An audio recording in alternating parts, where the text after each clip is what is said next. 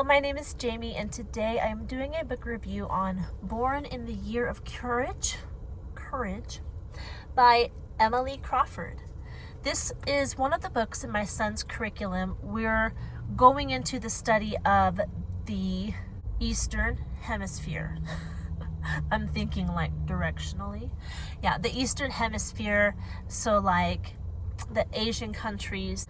This book is about Japan. There are previous books that we went over that were from China, so really interesting. This book is about an actual historical character named Manjiro. I guess you wouldn't call him a character because he's an actual person, a historical figure. He lived in the 1800s, and this book covers, well, let me just tell you how it starts, how the story goes. The book opens with him going on a fishing trip with his friend and his friend's brothers. And while they're out fishing, they hit a storm, and the storm blows them to this island, this rock outcropping. They're there for, I think, 6 months. It's hard to live. They're living off of albatross and any fish or seaweed they can catch, but it's very difficult, and they're getting sick. And finally, after 6 months, an American ship comes and picks them up and takes them with them on, they're a whaling ship. So the ship takes Manjiro and his friends with them on their whaling journey. So they get to see them whale. How do you say that? Hunt whales, I suppose.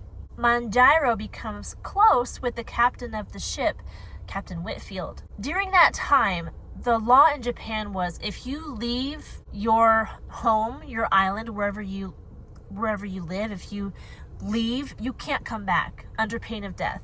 And Manjiro didn't know this law. So they get picked up by the Americans, but the Americans can't take them back to Japan because they'll be killed.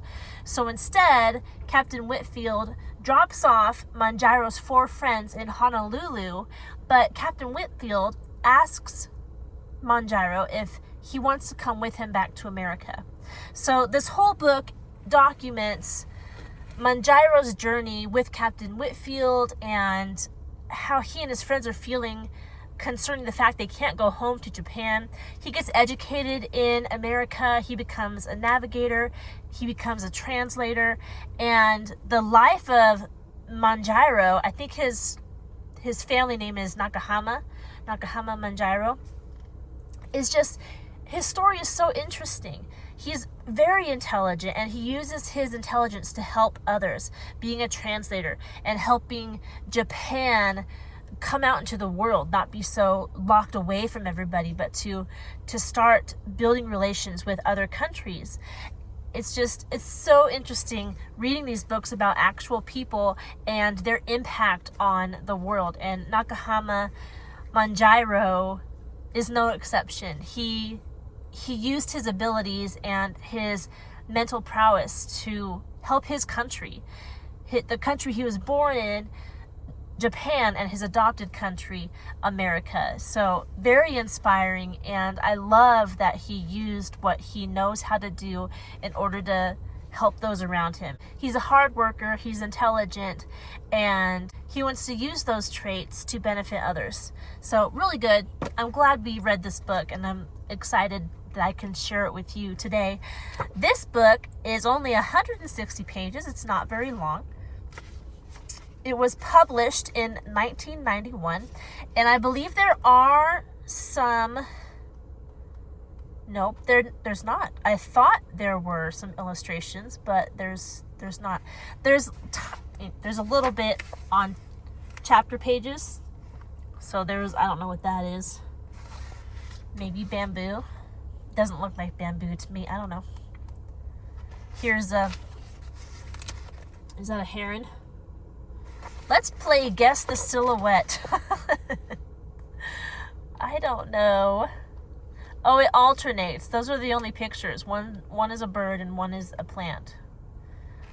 So there you go. nice little historical novel so that you and your child, if you're reading with your child, can get to know a little bit more about world history. That's why we're reading this book, because the unit we're going into is world history.